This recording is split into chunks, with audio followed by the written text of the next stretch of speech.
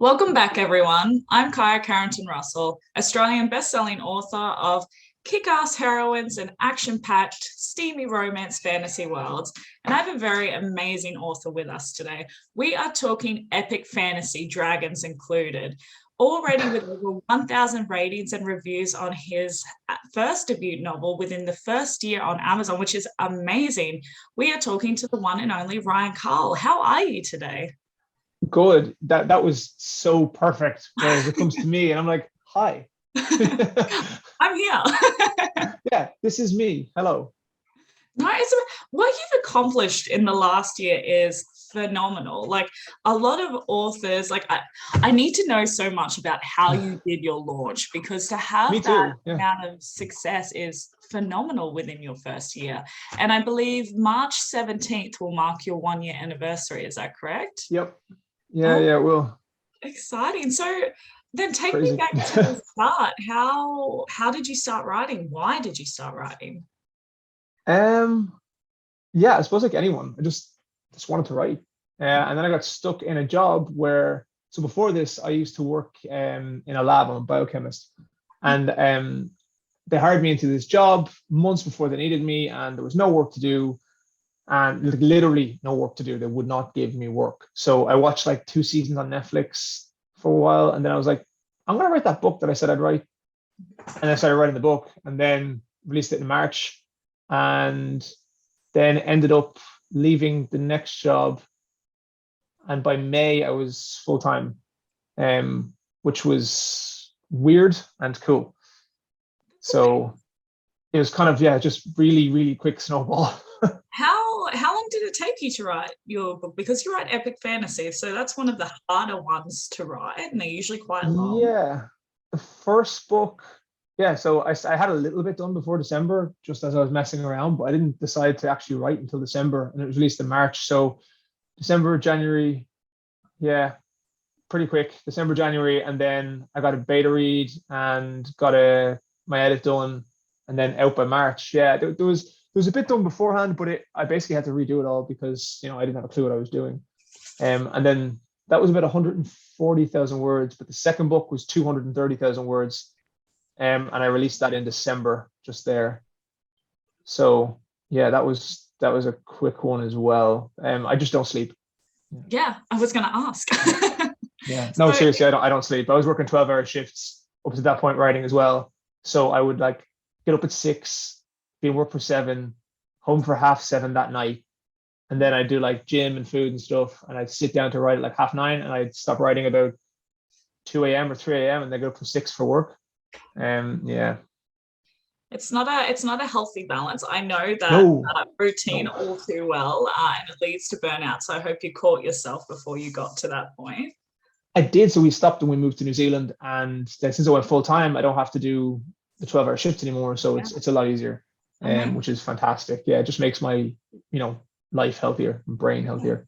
Absolutely. So was it the desire for you then that you're like, I want to get this book published? The reason why you were pushing yourself so hard because that was a focus and goal then for you?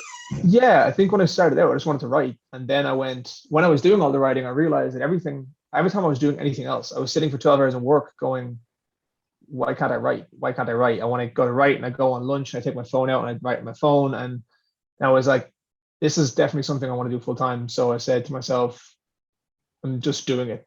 Yeah. Um, and then it took even the whole time. So I would do like 4 hours of writing, and then I would do like 2 hours of research on like marketing, advertising, how to code for the website, how to build, how to format, how to typeset. I just made sure I wanted to know everything. You can never know everything, but I know as many things as I could know before I started, Yeah. so that I would be caught as little off guard as I possibly could. Um, so yeah, no sleep. And then so I just, I kind of had a thing where it's just if I was gonna fail at it, it wasn't because I didn't work hard enough. Yeah. So then my Was question is, what are the things that did catch you off guard? Because there's always Yeah. obstacles. Yeah. I think one of the things I was actually doing a live interview about 2 hours ago, and one of the questions that came up was what was it? What was the most thing I learned? What was the most thing I learned? My English is horrific. Don't even edit that out. That's great. I like to keep that stuff. It's natural. What was the best lesson I learned from writing? And I said one from publishing and one from writing. And from writing, for me, the one that took me off guard really was how thick a skin you need. And the one thing I didn't do at the start was, like anyone who's coming through, you want to get beta readers, you need eyes on your book, and more opinions on your book because you're biased. And I don't think I filtered hard enough, because I think what people forget is you don't want opinions on your book. You want opinions on your book that are specific to the reader base you're aiming for. So for instance, if I write classic fantasy, really character driven, there's tropes in it. I love the coming of age, farm boy, zero to hero. It's what I love, and a lot of people love it. So that's what I was writing, and I enjoyed writing it. So, but when you get someone to read your book who maybe doesn't like tropes and maybe isn't character driven, they're plot driven, and or maybe they're just kind of used to different genres, that's fine normally. But when you're getting a beta read, it can lead to feedback that isn't helpful. But when you're a new author, you don't know what feedback is helpful or not helpful. So that did take me off guard. And I was only saying in the interview that I did there a while ago as well, that I think about 5 days before the launch, I nearly canceled the whole launch, because I got a feedback from an ARC reader who basically just sent an email and just said, hey, I just want to let you know that like this is not ready, and this should not be seen by people. It just needs a lot of work. That was 5 days before launch, and I just had a bad day that day and the next day. And then I ended up stepping back and going, do you know what? This book isn't for this reader. And it was learning that lesson, because that's a lesson you can't learn without doing.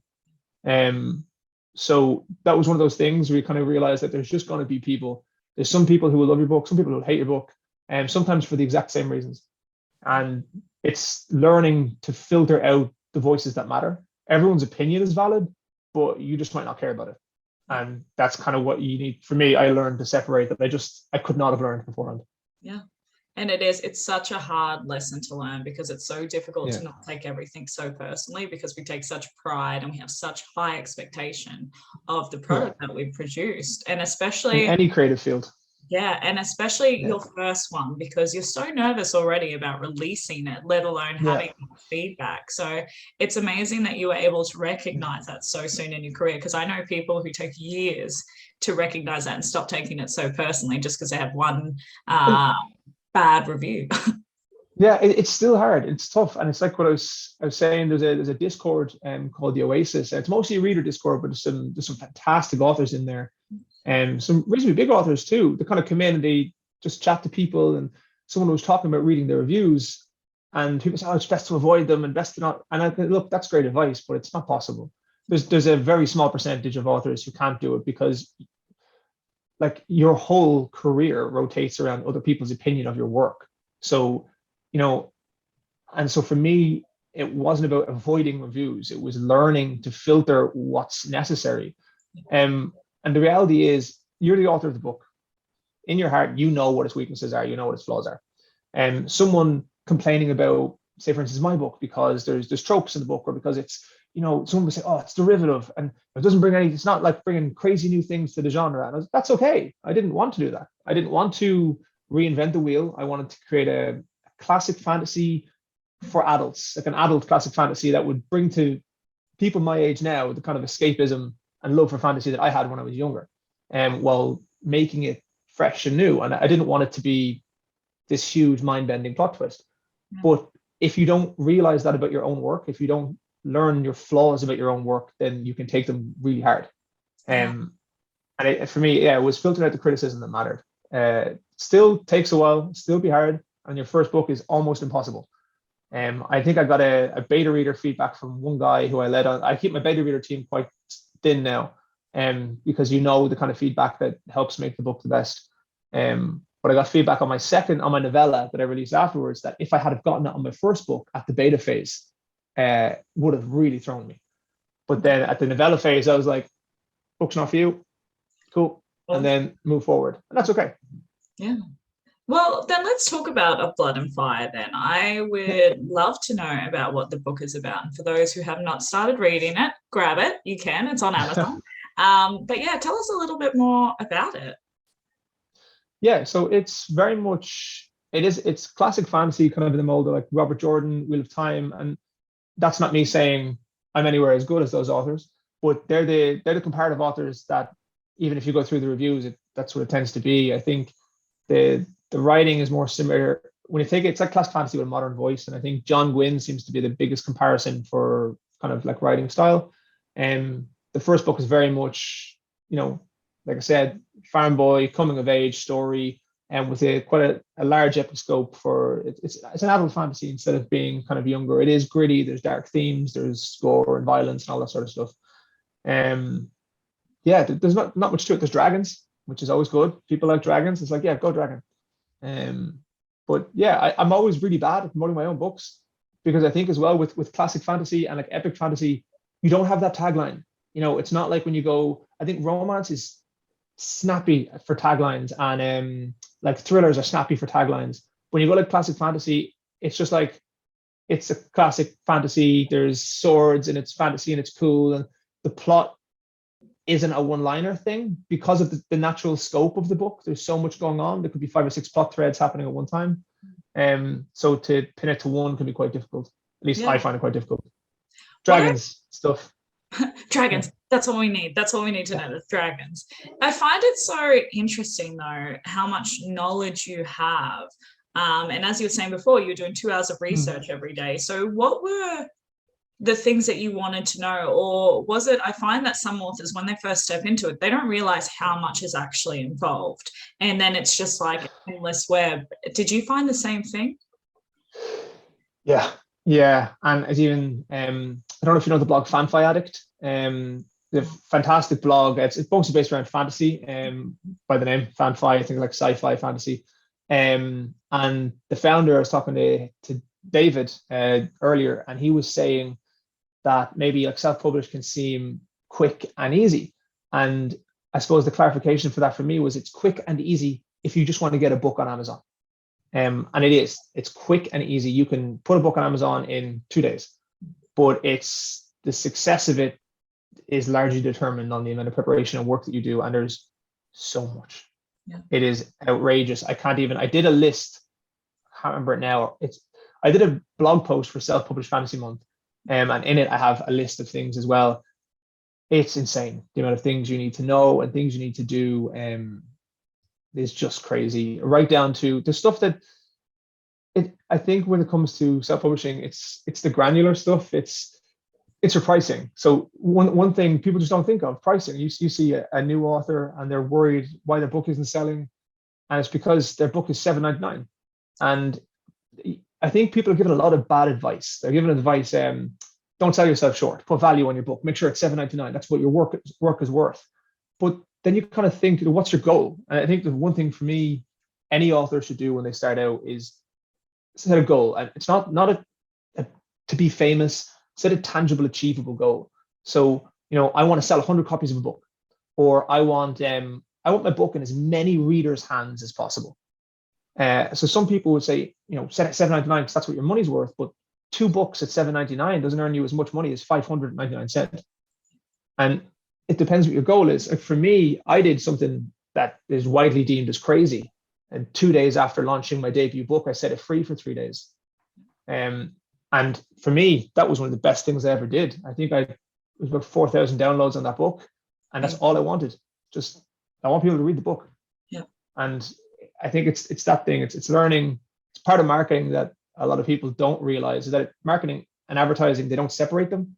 And I think advertising is like, they're the same thing. But to me, advertising it's a direct pay hoping for a direct return.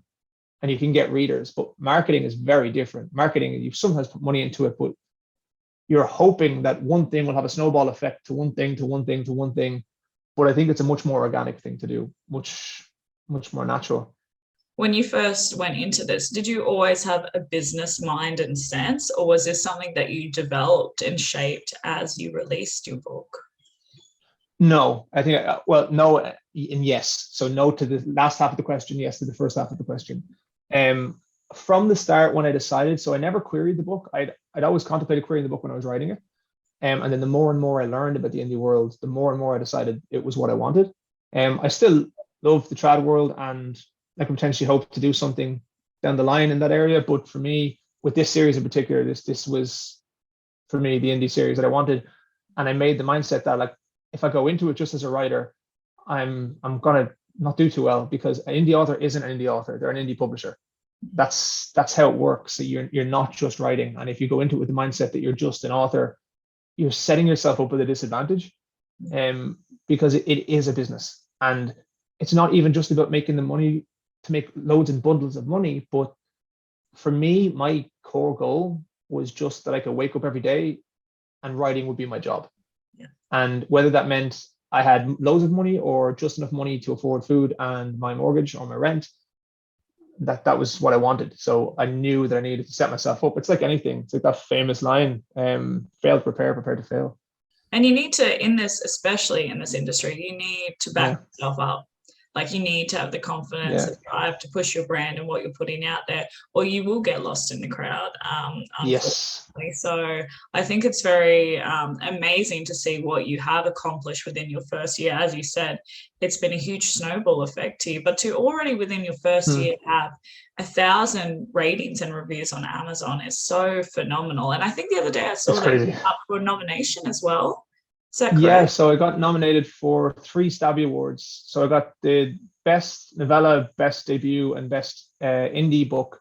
And it's crazy because I think the novella is up against like Martha Wells and Adrian Tchaikovsky, and I think I'm the only indie nominated in that category. And then it's myself and Crystal Matar for The Legacy of the Brightwash, which is an amazing book. And we're up for the best debuts as well, which is insane.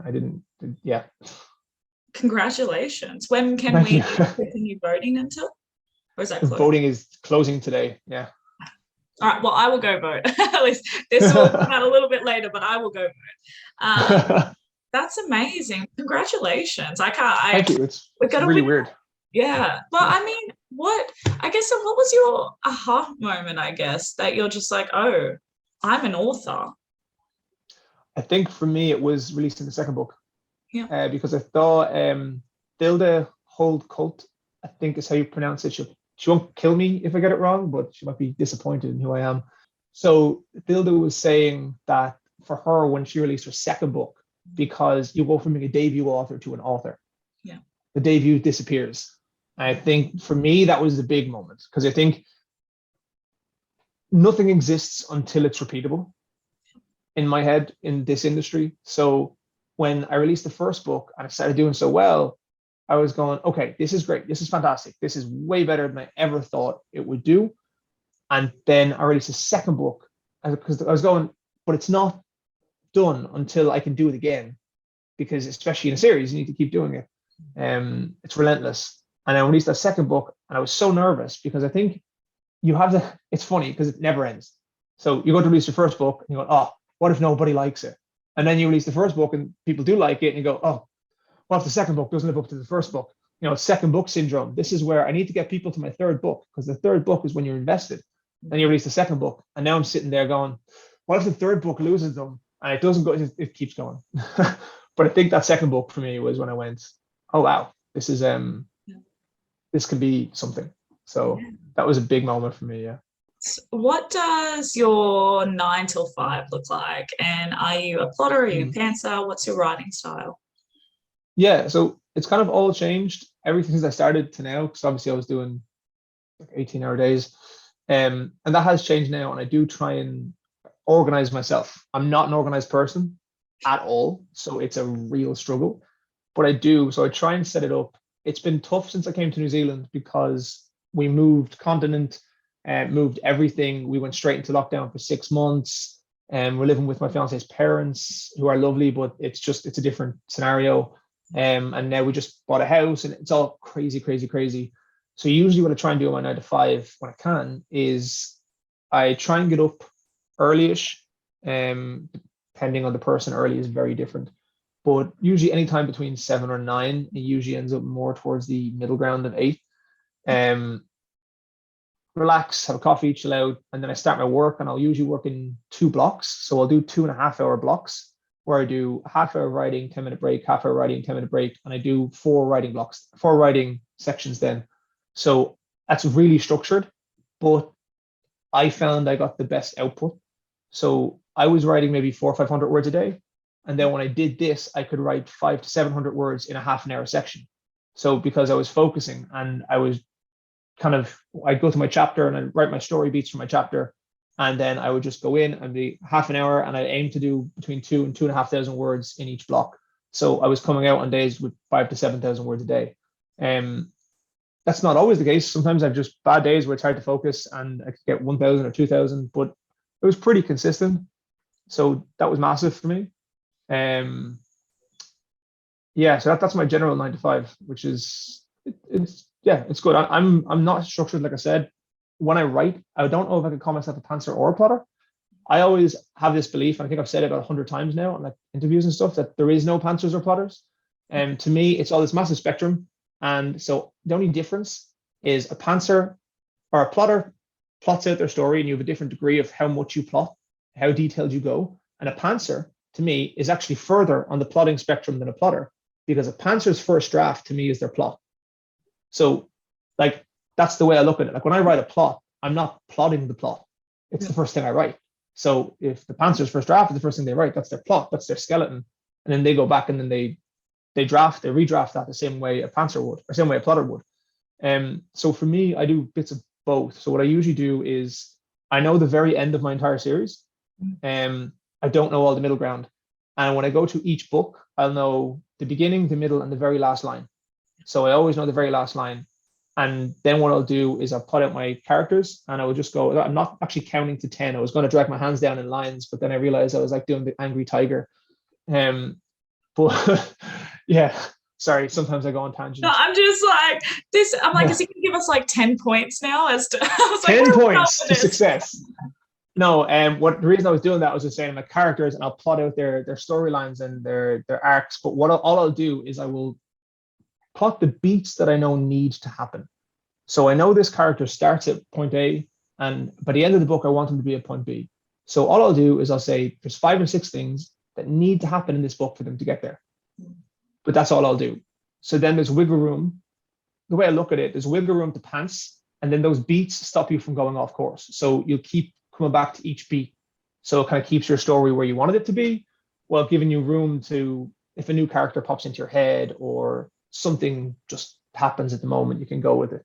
So that's kind of the way I would write.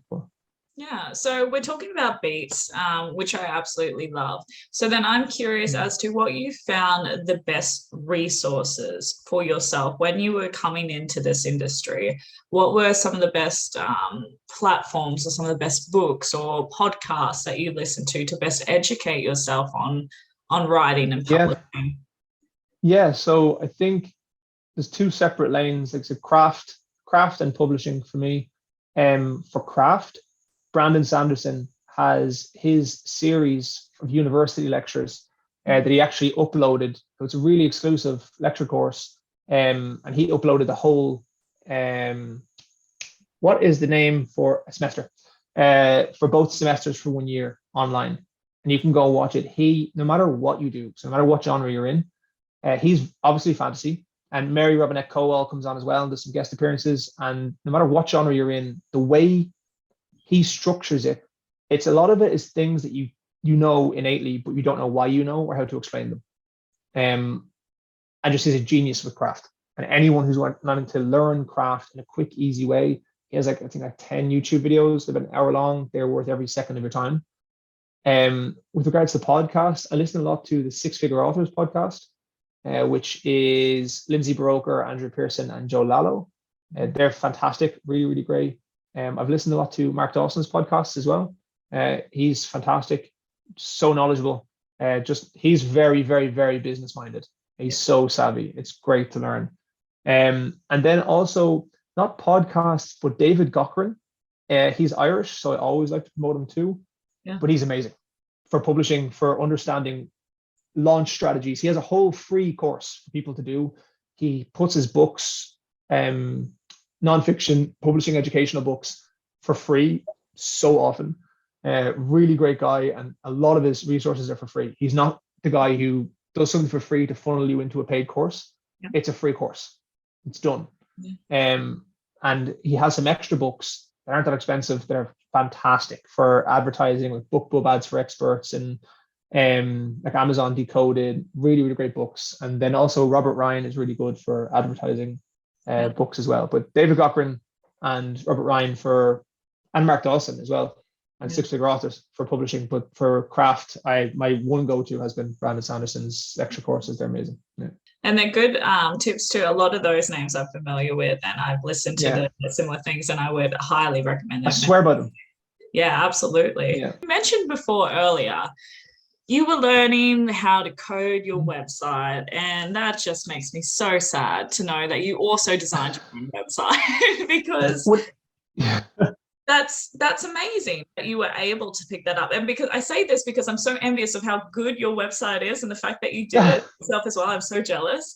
But it is a phenomenal website. And one thing thank you so much. On it, of course. One thing that I loved on it is you actually have a page on your progress, which I think is so clever. So what was your thought process when designing your website? What did you think was important and you wanted to embody in there to represent you?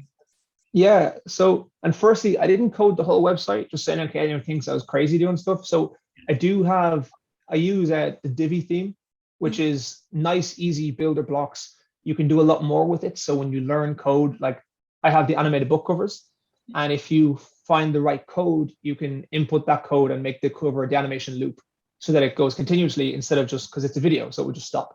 So it's learning little bits like that to help. I did everything else. I did build it, so to speak. It's like Lego for adults, the way I look at it. But I think for me, again, it's the same. You say goals, but it's the same with everything for me. When you write a book, when you do your website, when you're doing anything, it's intent.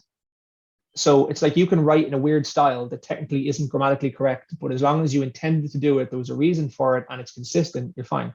So I think it was the same with the website. I wanted to know why I wanted a website, and that's actually a conversation I see happen a lot. People go, why would you need a website? I don't need a website because no one uses a website. They're a thing of the past. Completely untrue. And I think you have the same conversation about mailing lists as well. I think if people don't see immediate tangible returns for something, they deem it bad. And if it didn't work for them, they deem it bad.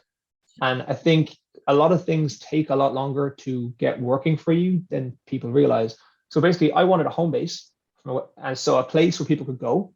And for my mailing list, which I run through the website as well, you sign up on the website, so it's a hub for signing up. And the mailing list is one of the most important things any author can ever have, as far as I'm concerned. If you prune it and you keep it tidy and you keep the people who want to be there on it, and you create good content, and by good content, all I mean is send a genuine email, like type like you text to a friend, like actually be you in the emails. I think it's incredibly powerful because it creates a line of contact between you and a reader that can't be filtered by anyone else. So your ability to reach your reader isn't filtered by Facebook or Twitter or Instagram or algorithms, or you have a direct line of contact to people who want to hear from you. So I wanted the base for that on my website. So front and center, I wanted it straight away. Someone comes onto the website, sign up for the newsletter, because that's the main point. You contact me, and then I use it as a hub for a lot of things. So I think now it's at a stage where I get about 2,000 to 3,000, a little bit more hits a day on it, and which is really good for an author because usually someone needs a reason to come there. So what I do is I host the map for my book as well on the website, and I have a full glossary as well, a digital glossary on the website too, and the book progress section. So the idea would be if someone has the book on Kindle, they can go to the website and see the map without having to go back. And they can just look at it, and then the glossary as well. If they want to pronounce a name, they can look at that, and it's easy for them. So I think that's worked really well. A lot of people use it, and I can see which pages people are going to, and it tends to be them. The book progress section, I just really wanted that. I love that. I love that kind of continuous update, and Brandon Sanderson does it as well, and I just really like it. So what I would usually do, I'm usually quite good at estimating how long a book will be, and that comes from knowing the last line and the middle and creating my beats. So I think the last two books, I was maybe 4,000 or 5,000 words off each time. And that's going as high as 240,000 words for the second book. So I was pretty happy. So what I'll do is I'll pick my estimated end word count, and then I can gauge my percentage finished from there. So if I estimate that my novella will be 40,000 words and I'm 20,000 in, it's 50% done. So yeah, I like that kind of, to create a place that actually it's worthwhile for readers to go to, because like with anything, the more someone interacts with you, the more they They feel they know you, they like you, they like your books, they support you. And if they feel like an author is active and they're more likely to want to continue to be in that world because they know that author is supporting them and the author is writing books and creating content for the books as well. So. Well, speaking then of creating content for the books, another thing that I absolutely love, because I kind of stalked you a lot, was the images that you have. You have character sketches, which like as I'm talking to you, I realize like some of this stuff has fallen into place unintentionally, but it looks so planned at the same time when it comes to your brand. But those sketches are amazing, and I saw that you did them too. I think it's Aaron Cahill. One, is that a relative of yours? And two, it's my brother. Yeah, it's your brother. He's very talented. He's incredibly talented. Yeah. So everyone go to Instagram and Facebook and check those out. But I was curious as to how you found relaying descriptions for him to then sketch for you. This character looks like this. How did you go with that communication? It was interesting at first because we're brothers and it's not a free to play dynamic. There is money involved. I get a fantastic rate, but I think it took a while for us to understand how we work together. And I think by the time we got to the second book, we had it nailed down in that we wanted to make sure there was good money, because if you just sit there and you go free, then the person, no matter what they are, they have their own life and they'll drift off and do other things. And you can't really chase someone up for doing something for free. So I think sometimes when you pin it down, you make it professional, you get it there, it's much easier. Your channels of communication are open. For me, Aaron is just really natural when it comes to stuff like that. I'll say, I want something like this. I'll usually get like some draft images of things. I go like, I like this color. He doesn't really do black and white, but it's good for his head to visualize it. I like the texture on this and bits of this, and he'll put it together in draft, and then he'll send me the draft, and I'll say, oh, maybe a little bit of this or a little tweak on this. It's actually been reasonably smooth. Working with family can always be difficult because it's just different. You work with family, your whole relationship's different, the dynamic's different. I noticed as well the many things that came together in your crazy, amazing mastermind plan. I've never called it. We will as of today. Because I mean, like, honestly, I'm just still so in awe of what you've achieved in the first year. It's so impressive. And you went audiobook as well, which is very brave. How did you find that process?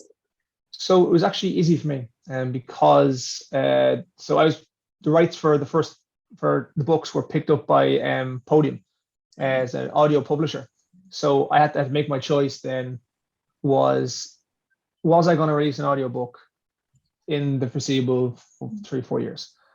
Chances are it's one of those things you really do have to weigh up, because I would probably be earning a lot more money from my audiobooks if I produced them myself, but I'd have to give all the upfront costs. So my publisher is fantastic. They're so good to deal with. They got me an amazing narrator, and they obviously cover everything because they've bought the rights to it. And then I get my royalties, and it's fantastic. So I do forget sometimes I'm technically hybrid, but only with audiobooks. And there's a toss up, and you got to weigh that up, because a lot of my business model has been what I consider kind of similar to being a landlord, in that passive income.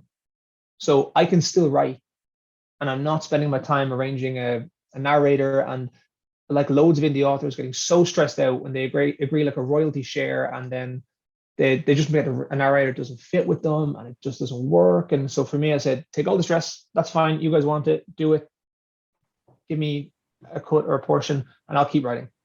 So it depends on what your strategy is. Strategy seems like such a technical term, but it depends on what you want from something. Yeah. And for me, I wanted to keep writing.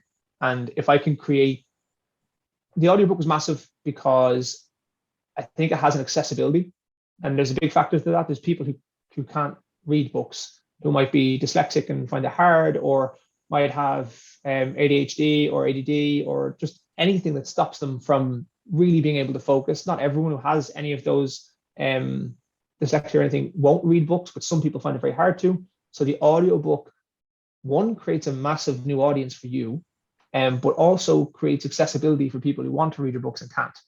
So I really wanted it, but I didn't have the time to do it. So when I was asked, when they inquired about acquiring it, yeah, it was just a no-brainer for me, really. Yeah, awesome. So then, what would you say so far your greatest challenge and your greatest accomplishment has been? I think I touched on the challenge already. I think the challenge was dealing with critique of my work when I started.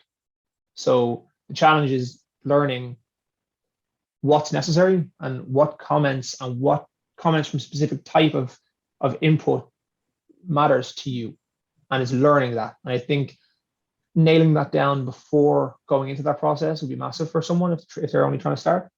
That was definitely my biggest challenge, and the biggest success. It's been really hard to nail that down. It's been a crazy whirlwind year, like really, really weird.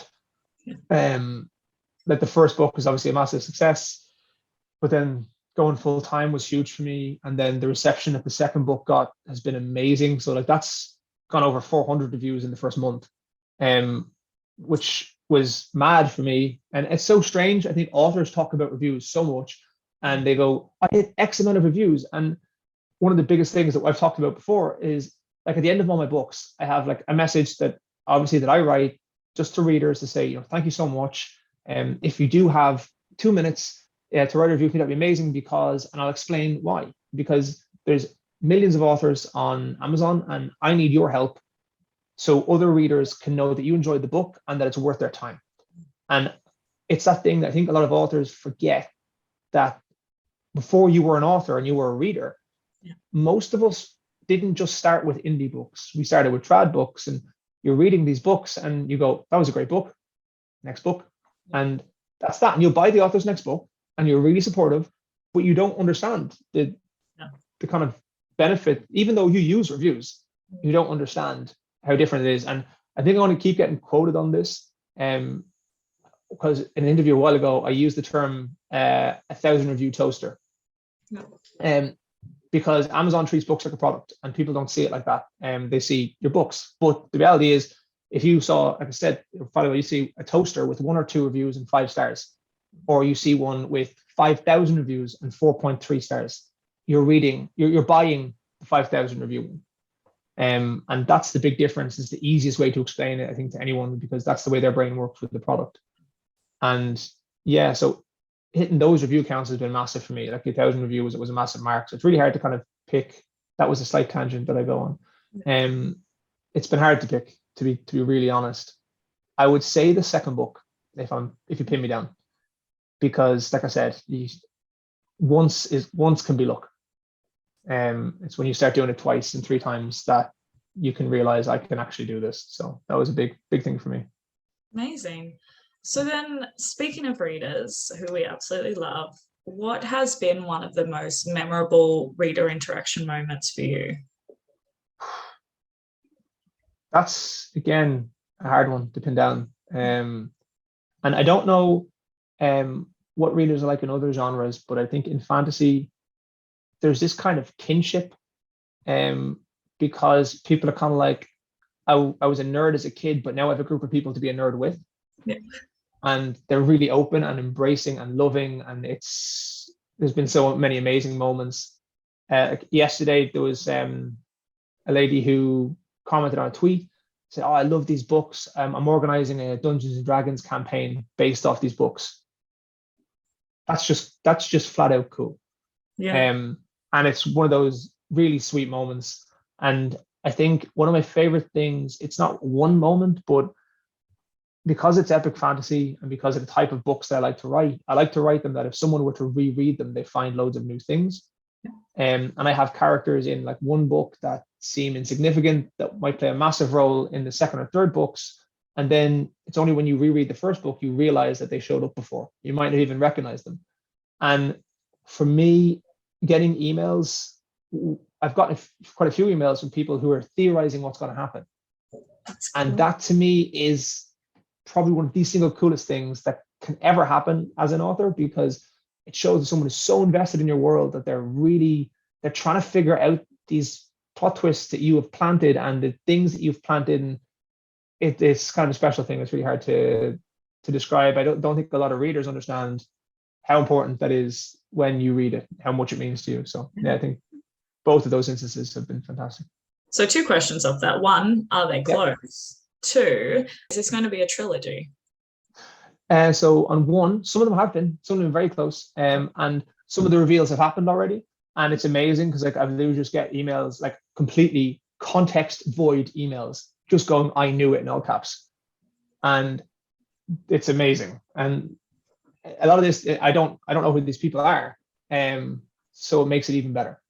And then second, no, so it's looked to be 5 books, and it could end up being 6, but only if it needs to be, and it won't be any longer. And then I usually write novellas as well, in between the books. I'm currently writing a novella now in between the books, so I kind of, it's not, and that's the difference. Everything I usually do is business oriented and trying to make sure that I can continue doing what I'm doing. But the novellas for me are more like just fan appreciation, because I don't really earn much money for novellas. Actually, the novella I have right now, the one that's up for the award, is free, with my mailing list. So I tend to just give them away really. But I love doing that and creating like a really deep world, not just people hinting at how deep something is. You can have, if someone really likes a series, there is all this companion material they can jump into. So yeah, yes, 5 books, maybe 6. Amazing. I'm sure your readers are loving that. Do you have, Yeah. out of curiosity, do we have any ideas outside of this world that we might be going to a new series afterwards? Or is yeah. I have 2 series theorized, 1 basically planned, and I even have mock covers done for all 3 books in that series. And it's everything I can do to just stay on this course. It's so hard. It's a choice I think a lot of indie authors have to make, and particularly in serialized fiction. Anything to do with fantasy is almost always serialized. Like romance, you can have serialized ones, and sometimes they're more episodic. And then in thrillers, they're almost always episodic. They're never serialized usually. But in serialized, yeah. Okay, so this is my favorite question to ask. What is the goal you're chasing? What is the dream that you're after for your writing career? Just to keep writing. That's it. I realized about a month, 2 months ago, that my job was getting up in the morning and writing stories, and that I legitimately take an hour of work time to go on Twitter, because it's part of my job. And I want to do this full time for as long as it goes. This is what I want to do. And it's the first time I understood the whole, if you love what you do, you'll never work a day in your life. I've worked 16, 18-hour days. There are days where I've worked 20-hour days, no joke, 2 hours sleep, and did not consider it to be, I didn't hate it. Like you would do if someone asked me to work a 20-hour day and work, I know exactly what I would tell them to do. So it's that difference. That is my goal at the end of, money for me is just a way to facilitate making that happen. It's something I really love doing, and interacting with people is incredible. There was like I said, that Discord server, and they let me know a while ago, the Oasis it's called, that they have like channels for authors, and there's like, John Gwynne and Robert Jordan and Tolkien and N.K. Jemisin, and then it's, oh, you have a channel now too. I was like, what do you mean I have a channel? Like, oh, there's a channel that we talk about your books and stuff in it. I was like, that's just, I don't know if we're allowed to curse on this, but that's just cool. Yeah, so, and it's really hard for me to vet out my cursing because it's like part of my culture. So I try not to. Australian, you're fine. Yeah, I forget that sometimes. You guys say things that I wouldn't say. Yeah. Like, trust me, I dial it down quite a bit too. I'm like, you have the nice romantic candles in the background, the flowers in the desk, and I just have whiskey on a rack over there, perpetuating my stereotype. Speaking of the candle, that brings us to the last bit of our segment, which is called Speaking with an Author. So you seem so surprised by that. So I was like, how are you leading into a candle here? What? We're going to be doing candle making now. I'm going to teach you. No, I'm kidding. Sure. So basically what it is 5 rapid questions. Are you ready? No. Fantastic. I'm going to go. What is the clumsiest moment you've ever had? Okay, there are 2 for definite. Both of them I will be made fun of for the rest of my life. And both of them happened while I was in South America.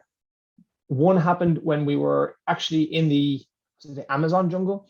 Basically, there was a river with caiman in it, and black caiman, and they're like crocodiles. But in America, they're highly aggressive. South America, they're highly aggressive. And we were getting onto a boat. All right, so we're coming down this little hill, and I consider myself a pretty coordinated person. I did a lot of sports. I played a lot of computer games, hand-eye coordination. I'm good. Not on this trip. Everything deserted me. So we're just walking. We're just standing onto a wooden boat. And somehow I put my foot down on the boat sinks into the water. I'm not expecting it. I basically flip and land in the second boat beside it, almost going into the water. And I couldn't even, everyone just died laughing because I wasn't dead.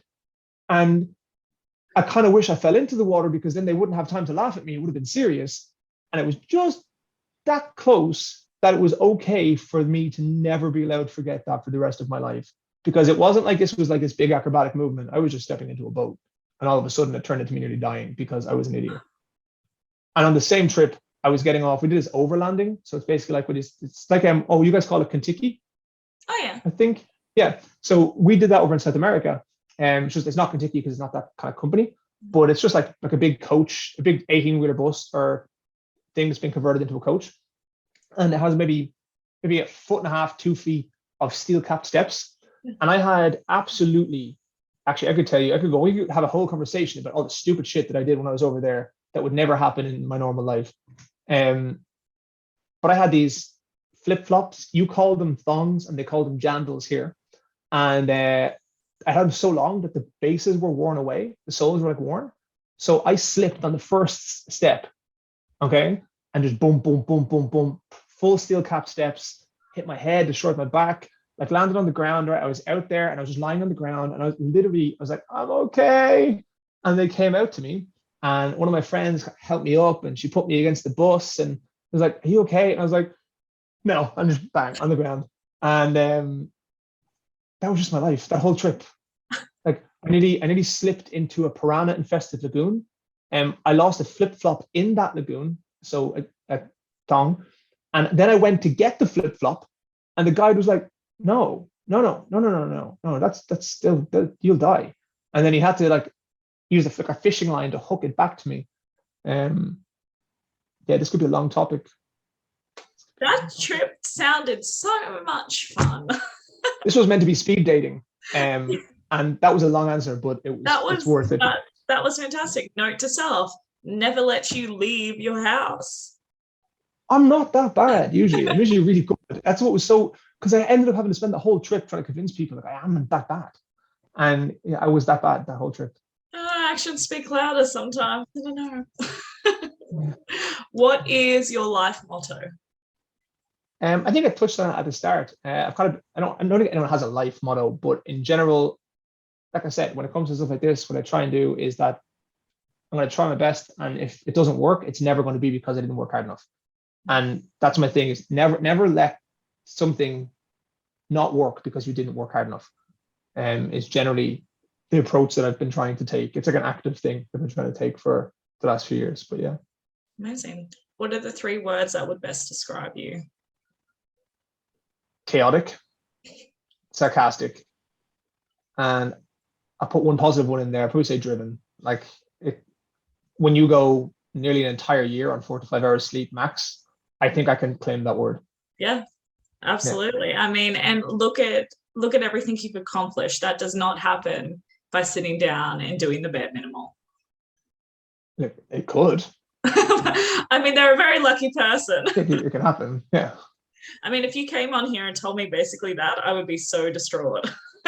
Yeah. It was like, oh yeah. So basically, like, I actually had a friend write the book, and I just said, I'll put it out there, and yeah. I've been on Oprah since, so no, I'm kidding. Yes, fine. So I know you're going to struggle with this one. What's the song that best describes you? I can't think of one. And I think being in New Zealand right now, I would say probably Lose Yourself by Eminem. Yeah. I don't know how to say by Eminem. Who else is it by? Because I basically just feel like a white boy out of water. Yeah. Like I'm just over here and everyone such strong, like Maury, even saying the word properly, like a cultural heritage. And it's even we moved to we bought our house in Tauranga, and when people speak here, they got really make sure they're emphasizing the culture. And I just feel like even me saying it there is not the correct way to say it, because there's so much emphasis on different letters. I just feel like I can't do it. Yeah. Because it almost feels like I'm too much of a white boy to say that. If you're like from like European heritage here and you're a Kiwi, you can do it. Yeah. But I'm just this Irish guy, and it's just, yeah, I am definitely the white boy just floating around. I can absolutely see that. And I love Kiwis too, because they, my French, they absolutely take the piss. They love laughing. They love having fun. They're so joyous all the time. And I can just imagine you, unfortunately, being the butt of a lot of those jokes. See, I'm heavily sarcastic as well. So I like that. I love it. A lot of Irish people do too. Their whole humor is just, if you aren't making fun of someone back home, you don't like them. Yeah. I think Ireland, Australia, and New Zealand are like the trifecta of, we hate you because we love you. Yeah. Like, that's what that is. It's an abusive, loving relationship. It's humor. That's just how that world works. It's we're funny. Yeah, at least we think we're funny. We think we're funny until we meet anyone out of those three countries, and they're like, how offensive. Oh my God. I remember talking to, not every American, but like it's like the only time I ever get complaints about cursing in my books is from that continent. And it's like, how dare you use a curse word? I was like, you just read somebody getting disemboweled and beheaded, but you're upset that someone said fuck. And this is where we find the right criticism and feedback to take on. Yeah. Last one. So what is a unique skill or a talent that you have that not a lot of people know about? I suppose it depends. Like I said, I can work off very little sleep, like on a long-term basis. So that is a very useful talent. And maybe a not so useful talent is I used to, and still want to get back to, I'm a massive nerd. And like proudly, but when growing up, not a lot of people would know that, because I was very kind of played a lot of sports and that kind of stuff, and I kind of keep the nerdy side away. And it's only when I kind of got a bit older and then everyone was embracing the things that were categorized as nerdy that I was kind of going, oh wow, I found my people. Yeah. So I was crazy into like painting all the miniatures, like Warhammer miniatures, and I still love it because essentially for me, it's painting but 3D. So you can do it on a canvas, or you can test your talents really and do it on 3D miniatures. So make your choice here. Is it nerdy or is it just harder? It's totally nerdy. It's nerdy. Yeah. It's totally nerdy. I say that too because I'm an inner nerd for different reasons as well. So I'm not going to confess mine. I'm glad you confessed yours. That's not how this works. That's not how this works. It's a confession. I'm interviewing you. This is your YouTube channel, and all of your listeners and your viewers would like to know where the inner nerd is, what it is, and why it's there. Okay, this is speed dating, questions both ways. Let's go. Well, I feel like I'm quite transparent. So I'm a nerd in the sense of like anime and manga. So, and also I enjoy gaming too. So I love that. I've cosplayed in the past. I love the big convention. So yeah, anime and manga, bang on.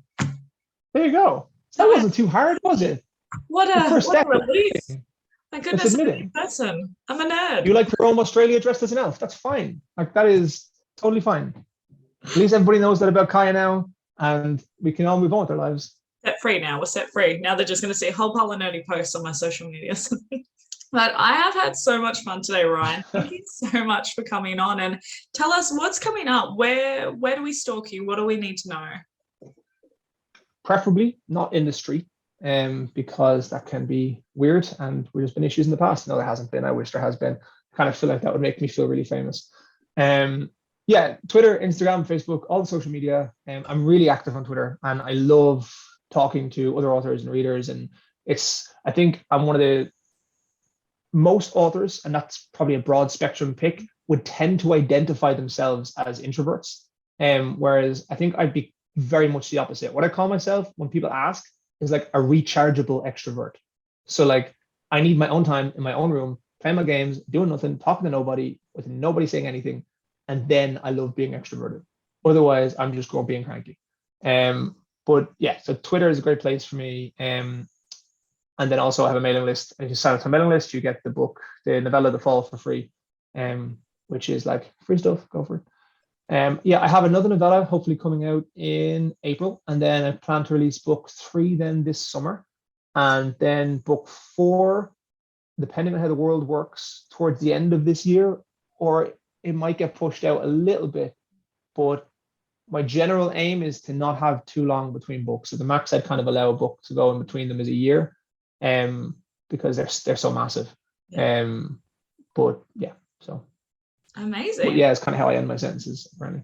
Yeah, well, make sure, I know that I am definitely on the stalk. Now, do you have any Facebook groups or anything like that? On the stalk? I've never said that before either, on the stalk. Oh my God. So the fact that you have like an active term for that. So like, stalked is obviously, yeah, like a verb, like I stalked, you stalked, we stalked. But on the stalk is like an active term that you must use. Yeah, so I have a Facebook group. I usually keep it kind of not private. There's only like 100 or so members on it, but there's ways to get in. Invites are welcome, but I keep the group covered just so when people can talk about what they want, and it's cool. But you can get onto it through my Facebook page, I'm pretty sure. Okay, cool. Awesome. Well, I'll make sure to check it out. But yeah, thank you so much for coming on today. And who knows, Thank you for having me. We'll get you back on next year, maybe. Yeah, I'd love to. Yeah, awesome. All right, well, I'm going to love you and leave you, Ryan. So have a good day. You too. Awesome. Bye, guys.